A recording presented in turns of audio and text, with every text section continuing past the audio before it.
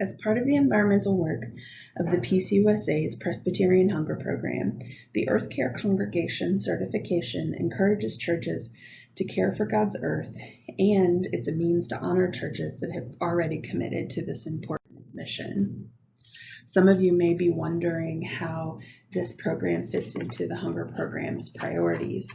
And what we would say is that with our partners, we've identified 3 major areas that are positive ways to address root causes of why people are hungry. We see that people are hungry because they don't have access to food or to the right kind of food. So we want to work towards more and better food. We also see that people are hungry because they don't have good economic access to training, employment, housing, land, and other resources. So we want to stand in solidarity with economic and environmental justice campaigns that stand with people. We also see that people are hungry because their environments are contaminated and their local resources are being extracted in a way that impoverishes the local community. So we want to create more livable environments for all, including our own local environments. So that brings us to, why should my church care about the earth? We see in Scripture over and over that there is a clear imperative for us to care for the earth on behalf of God. Earth care is a central theme in the Bible, and even the name of the first person, Adam, was related to the word Adamah, which means ground or soil, or earth in Hebrew. So starting in Genesis, humans are challenged to care for the earth or to till and keep the garden. A lot of the work that we do with the Hunger Program, we use a translation that talks about serving and keeping the earth. That sense of serving puts a responsibility for protecting on us, that it's not just here for our use, but there's a symbiotic relationship there. We also see in the New Testament that Jesus challenges us to work for the least of these. Historically, we've seen that environmental issues have had a greater effect on people that live in poverty. So when we're working to care for the earth in all of the ways that we can, we're also working for the least of these. We see this is especially true with the current and coming impacts of climate change. Furthermore, the Presbyterian Church is a church that has policies that call its congregations to care for the earth. This main policy is Restoring Creation for Ecology and Justice, which was approved by the 1990 General Assembly, and it calls the PCUSA to work for earth care and eco-justice. This policy also includes a specific piece referred to as the Call to Restore Creation, which was reaffirmed more recently at the 2010 General Assembly. The Call to Restore the Creation has a really beautiful message. It recognizes and accepts that restoring creation is a central concern of the church, and that we have to incorporate that concern into the life and mission of the church at every level. It understands that earth care is a focus for initiative that should be incorporated into its mission programs and its theological work and its evangelism and education and justice and peacemaking. And all of that should inspire the congregation to service and action at the local community level and at the global level. It also recognizes that restoring creation is not a short-term concern that can be handled once or even in a few years, but that it's a continuing task to which the world must give attention and commitment, and that this call has profound implications for the life and work and witness of Christians. It also approaches the task of restoring creation with a reverent seriousness, along with a practical awareness that cherishing God's creation enhances the ability of the church to achieve its other goals. And also we see that, it's one more reason that the church should care that the earth is in really bad shape right now. And we have a duty to respond to all of the brokenness, whether it be in our siblings or in the environment around us. So, what is an Earth Care congregation? An Earth Care congregation is a Presbyterian church that's been recognized through our certification program for their commitment to care for and communion with creation. It's a church that has committed to the Earth Care Pledge and has completed actions in 4 categories that are derived from the pledge. So you can see here that those 4 categories are worship, education, facilities, and outreach.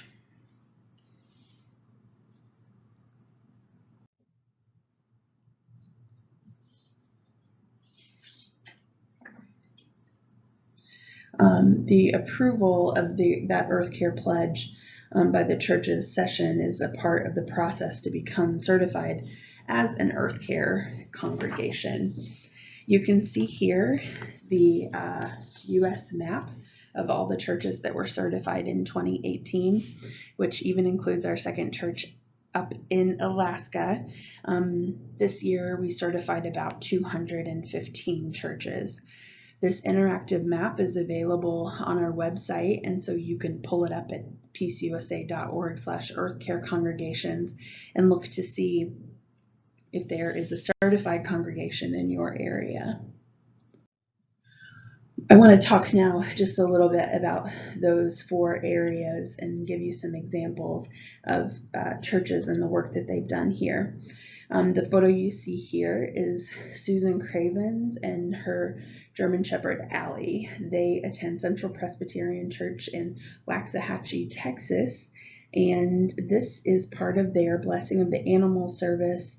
The pastor there kneeling is Reverend Matt Curry, and they do an annual animal blessing. The week after this photo was taken, Susan's dog Allie passed away, and she shared with us when she sent this photo that she holds really dear the memory of this service, and to know that even in her grief of losing her pet, that she had been part of this worship service that acknowledged the love and care that others also have for their animals. Another example that we have of a church committing their facilities to honor and care for creation is NEWPORT Presbyterian Church in Bellevue, Washington. The Green Team's mission there is to really weave creation care into the fabric of their church life. So this is a congregation that already has a city certified wetlands, they have nature trails, they have a chapel in the woods, they have a church garden. They work with their local Eagle Scouts to do different nature projects, and additionally, last year their property committee took really seriously the task of making sure that all of their lighting was LED, and this meant even in their sanctuary, which had very tall ceilings, so they had to rent this special piece of equipment in order to be able to do that. But it's made a difference in their facilities' energy use. Another example that we have of a church living out the Earth Care Pledge is this example from Maryland Presbyterian Church in Towson, Maryland. Maryland Presbyterian Church was one of the first Earth Care congregations. They helped us pilot the program back in 2009 and were certified for the first year in 2010. They have really grown their program from being environmentally conscious to they've tackled stormwater management, lots of energy efficiency issues. They've created a congregational covenant, and for the Earth Care, the outreach portion of their Earth Care ministry, they also participate in local climate marches and national climate marches in Washington, D.C., which is what you see here. The last example of the fourth piece of the pledge is this church, which is First Presbyterian Church of Plymouth, Michigan. Their partners in Earth Care team worked with the children in their after-school program that they call the Bridge, and they educated them on the importance of bees in the world. Those children were then able to plant flower bulbs in the church garden that attracted bees. Then they used their experience of that planting and that learning and translated it into this really fun poster that was then used on the Earth Care bulletin board as education for the rest of the congregation. So now that you've heard all of this exciting stuff about what an Earth Care congregation is, you might be wondering how your church can become an Earth Care congregation. So the first step is to form an Earth Care team. Once you've done that, you'll be asked to complete the environmental audit to see if you earn at least 25 points in each of those 4 categories that we've talked about. So worship, education, facilities, and outreach. Once you've done that, if you do have 25 points, then you're ready to move to the next step. If you don't have 25 points, you may need to make a plan either with your Earth Care team or make a plan to be approved by your session so that you can take the next steps. But once you have earned enough points, you receive approval of the session on the Earth Care Pledge, and you submit the audit and your pledge to the Hunger Program to apply to become an Earth Care congregation. A tool that would be helpful for you as you're working on applying to become a congregation is the Guide to Greening Presbyterian Churches. This is a step-by-step how-to and procedures for becoming an Earth Care congregation. It has instructions, the full language of the Earth Care Pledge, has the copy of that environmental audit. It also has some examples and resources, and this is a guide that can be downloaded from our website, pcosa.org/earthcarecongregations.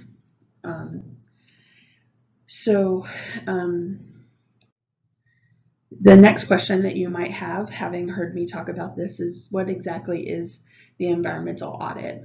The environmental audit is basically the application that you will submit that is a checklist with points of Earth Care related activities. Those activities fall in the 4 categories that we've talked about from the pledge: worship, education, facilities, and outreach. And each activity that you do in each of those 4 categories is associated with a point value. There's a space on the audit to tally the points for your church, and for your initial certification, you need 25 points in each category or 100 points total. In the years after that, when your church recertifies every year, you will only have to receive 50 points in each category to be able to 50 points in total in order to be able to recertify. What you see here is the text, if you will, from the Earth Care audit. You can see that there are a list of several things. This first category is related to worship, and you can see here that there is a question. So the number of Sundays devoted to Earth Care in the past year. You can use the numbers that correspond at the top. So if your congregation has had 4 Sundays devoted to Earth Care in the past year, then you would receive 20 points for that activity.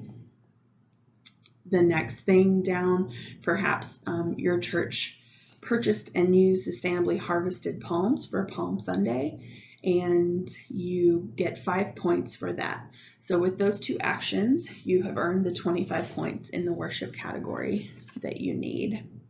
The great thing about the Earth Care audit is that if you don't have the number of points that you need in each category, the audit can be used as a way to make a plan to gain the points that you will need. This next section here is the education section. So you can see there are questions related to Sunday schools with an Earth Care focus, vacation Bible schools with an Earth Care theme, guest speakers or programs that focused on Earth Care, classes that you held outside, and several things on and on. So you can see again for the number of times that your congregation did those actions, you receive a point total. Once you've completed all these questions, you would total it up, and then that would be your subtotal for the education category. The next category is facilities. So you can see that's broken down into lighting, heating, water conservation, and recycling and waste. So this is where you would have questions about LED bulbs or motion sensors with lights that turn off. If you have low flow toilets, if you have recycling set up for your church, if you reuse certain dishes and things for your Sunday meals, those sorts of things can all be counted and you earn points for those activities. This last category is related to the outreach of your church. So maybe your church hosts camping trips or nature walks, or maybe you sponsor alternative transportation days to church. Maybe your local session voted to make a public stand on a local, regional, or national earth care legislation piece, and there are several things there, so you can see those as you look through them, and that is another category where you would be earning points. So at this point, you might be interested in how your church applies to be an Earth Care congregation. Once you've downloaded the application, which basically contains contact information, a copy of the Earth Care pledge that needs to be signed off on by your session, and the Earth Care audit, you can complete those in the Excel form that you'll download online, and you'll submit your applications to me, Jessica, at jessica.modlin@pcusa.org. We accept those applications between January 1st and February 15th of each year. Once you have applied and you've met the requirements, you'll be approved as an Earth Care congregation, and your church will be recognized in a couple of ways. You'll get an Earth Care congregation certificate each year. You'll also be able to use the Earth Care logos to print bags or banners or to put on your website. You'll be listed on our website as an Earth Care congregation. We'll also notify your local presbytery, and we will send you text to use for local publicity in your hometown newspaper. Some folks have asked the question about what the costs are that are affiliated with the certification program. The Hunger Program and the PCUSA doesn't charge for this recertification program, but if your congregation feels led to give to this work, you can do that online at presbyterianmission.org/donate and direct it to the Restoring Creation Extra Commitment opportunity.